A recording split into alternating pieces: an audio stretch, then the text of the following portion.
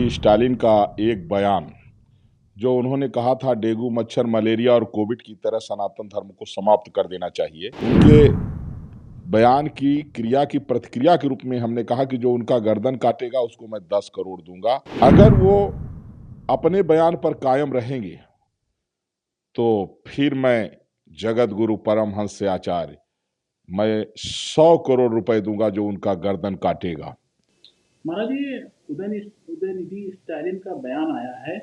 BJP ने मेरे शब्दों को तोड़ मरोड़ के पेश किया, उसे बढ़ा चढ़ाकर पेश किया। सनातन धर्म पर अपनी टिप्पणी को लेकर के उठे विवाद को संबोधित करते हुए उदयनिधि स्टालिन ने आरोप लगाया कि प्रधानमंत्री नरेंद्र मोदी, उनकी पार्टी बीजेपी ने मरोड़ कर बढ़ा चढ़ाकर कहा है। उनके शब्दों को पूरे भारत ने मेरे बारे में चर्चा करने में मजबूर कर दिया है। क्या कहना है? तमिलनाडु मुख्यमंत्री के बेटे, खेल एवं युवा कल्याण मंत्री उदयनिधि स्टालिन का एक बयान, जो उन्होंने कहा था डेंगू, मच्छर, मलेरिया और कोविड की तरह सनातन धर्म को समाप्त कर देना चाहिए, उस एक बयान ने INDIA गठबंधन को सनातन विरोधी मानने में मजबूर कर दिया।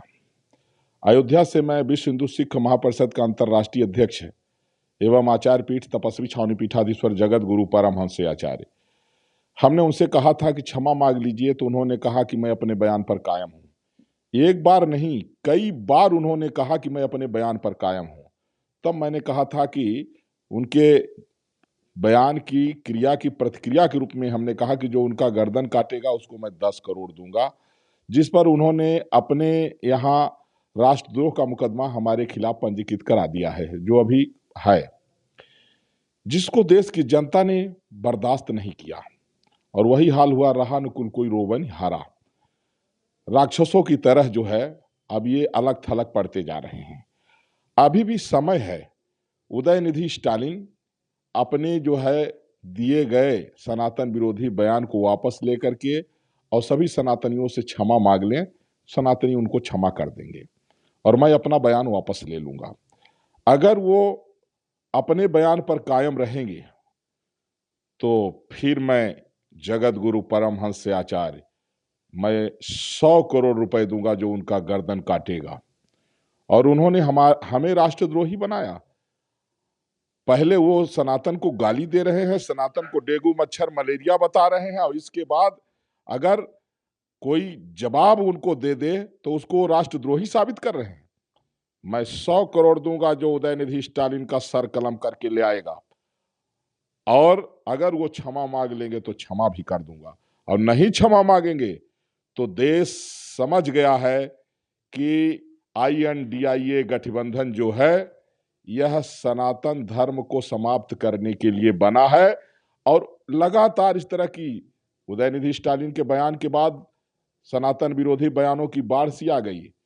जिस तरह से DMK के सांसद राजा ने बयान दिया, उन्होंने तो और जो है तो कहा कि इसको कोविड और HIV की तरह समाप्त करना चाहिए।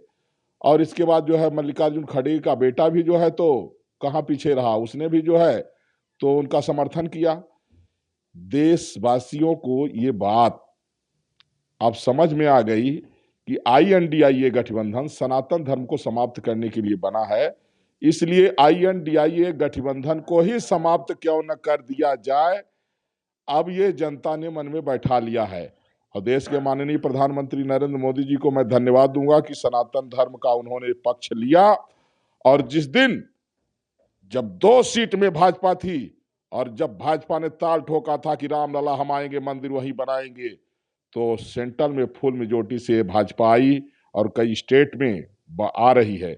और जिस दिन माननीय प्रधानमंत्री नरेंद्र मोदी जी सीना ठोक के कह देंगे कि भारत में 100 करोड़ हिंदू रह रहे हैं और देश का पार्टीशन धर्म के आधार पर हुआ है, इसलिए हिंदुओं की जो मांग है भारत को संवैधानिक रूप से हिंदू राष्ट्र घोषित कराने की, जिस दिन मोदी जी कह देंगे कि मैं हिंदू राष्ट्र बनाऊंगा, उस दिन से INDIA गठबंधन साफ हो जाएगा और देश उसी के साथ में रहेगा जो धर्म और राष्ट्र की उत्थान की बात करेगा।